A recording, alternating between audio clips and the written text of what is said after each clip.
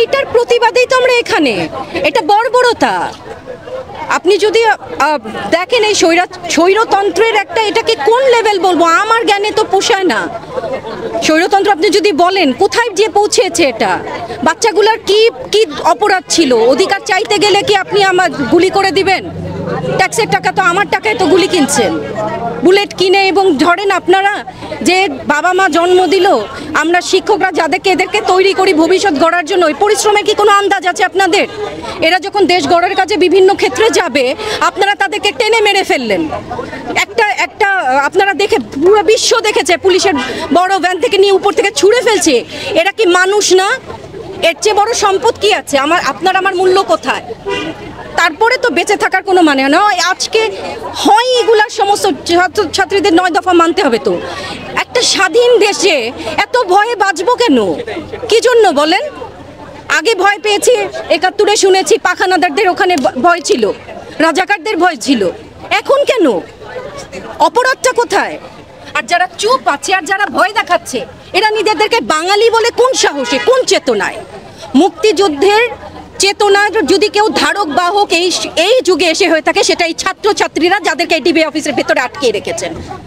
এদের চেতনাকে আটকে রাখবেন, এদেরকে দমানো যায় না। কিছু বললেই জামাত শিবির এটা ট্যাগ লাগানো হয়। এটা তো এই চেতনা বেচিত হয়েছে। এটা হচ্ছে ডিভাইড অ্যান্ড রুল। যত আপনি এখানে বিভক্তি দিবেন, তত তাদের জন্য সহজ হয়। একা একা দাবি নিয়ে দাঁড়ালে তো মেরে ফেলা সহজ হয়, চুপ করানো সহজ হয়। আপনি আমি একসাথে যখন সব দাঁড়ায়, তাদেরকে চুপ করানো যায় না। এই ডিভাইড অ্যান্ড রুলের গেমটা তো বোধহয় আর চলছে না। কিছুক্ষণ আগে নাহিদের বোনের সাথে কথা বললাম। নাহিদের বোন, সেও আত্মগোপনে ছিল এতদিন। সবাই আছে ভয়। আপনি বলেন, আমরা বই খাতায় পড়েছি, এটা দেখলাম। সারা রাত কেউ তো ঘুমায় না। আপনি ঘুমান? সংবাদকর্মীরা ঘুমায়, যারা সাহস করে তারপরে এগিয়ে আসছে। আপনি কেউ তো ঘুমাই না। দরজায় ঠক ঠক, ভেতরে ছাত্র আছে, এখন শুরু হয়েছে ভেতরে শিক্ষক আছে, তারপর আর কোথায় হবে? চুপ থাকি বলেই এরা সাহস পায়। কয়জনের জবান বন্ধ করবেন আপনারা? একজনের করবেন, 10 জন দাঁড়াবো। 10 জনকে বন্ধ করলে 1000 মানুষ দাঁড়াবে। 18 কোটি বাঙালি নামবে এখন। চেতনা, মুক্তিযুদ্ধের চেতনা নিয়েই নামবে। ধন্যবাদ। মোবাইল চেক করে, মোবাইল চেক করেন কোন অধিকারে আপনারা? সবচেয়ে বড় কথা, আমার ছাত্রের মুখ চেপে ধরার সাহস কে দিয়েছে আপনাদের?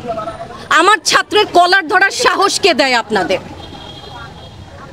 কে দিয়েছে জবাব? এই যে সমস্ত অভিভাবকরা আমাদের কাছে পাঠায়, শিক্ষকদের কাছে পাঠায়, এদের যে আত্ম অভিমানে আঘাত দিয়েছেন, এই ক্ষত তাদের যাবে কিভাবে? কাদের দিয়ে দেশ গড়বেন আপনারা? বাংলাদেশের উন্নয়ন বলেন কোথায় যাবে? কে করবে উন্নয়ন? যেই ছেলেটার কোমরে দড়ি বাঁধা, কত বছর বয়স ওর? 16। কোমরে দড়ি বাঁধলেন কেন? এত বড় অপমান। 16-17 যে বয়সকে সারা বিশ্ব সম্মান দিয়ে সম্মান করা শেখায়, তার কোমরে দড়ি বাঁধলেন। তার কোমরে দড়ি বেঁধেছেন আপনারা। কার কোমরে কে দড়ি বাঁধায়, সময় আপনাদেরকে বলে দিবে।